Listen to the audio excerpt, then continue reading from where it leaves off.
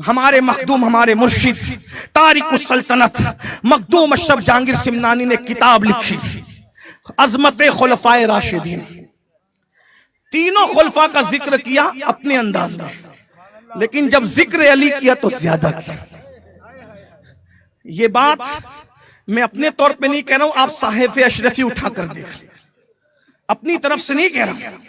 तो मफहूम मैं पेश कर रहा हूं, अल्फाज इधर उधर हो सकते हैं, वाकया यही है। अब यहां पर नासबी कहते हैं ज्यादा मत करो, मैंने कहा तुमको देखे कि अपने पीर को देखे हैं? क्या ज्यादा मत करो।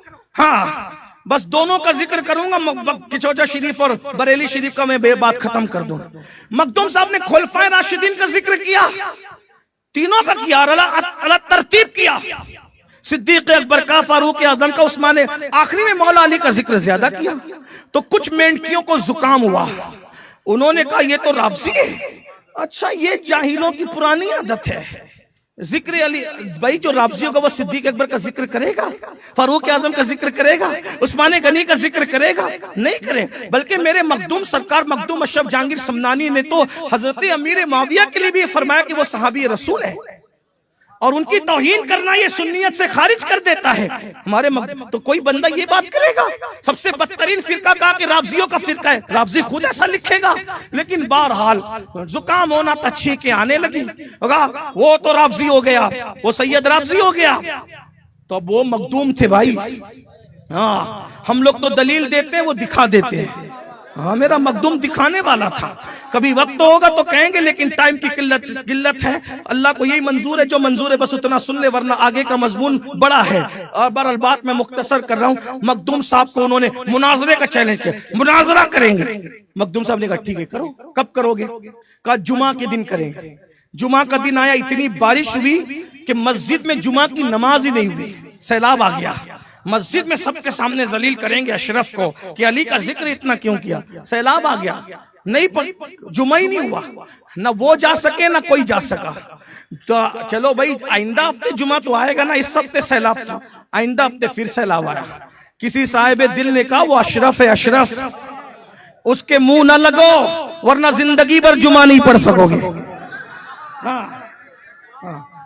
बहरहाल मखदूम साहब के पास है, तो मखदूम साहब ने दो जुमले कहे कि मौलवी साहब आप अपने अब्बा का जिक्र इतना करते हो, क्या सैयद को इजाजत नहीं है वो अपने बाप का जिक्र ज्यादा करे?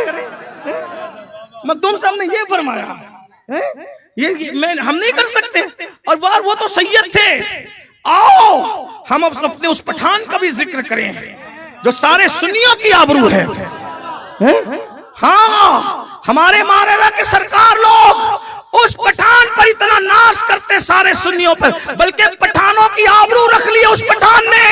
और हम सब सुन्नियों का वो आला हजरत है जिस पर हमें नाज है। मेरे इमाम ने जिस वक्त मौला अली का जिक्र किया, किस शान से किया, फरमाते हैं शेर शमशीर जन शायर खैबर शिकन पर तवे दस्ते कुदरत पे लाखों सलाम। और क्या कहते मजीद, असले नस्ले सफा वजह वस्ले खुदा।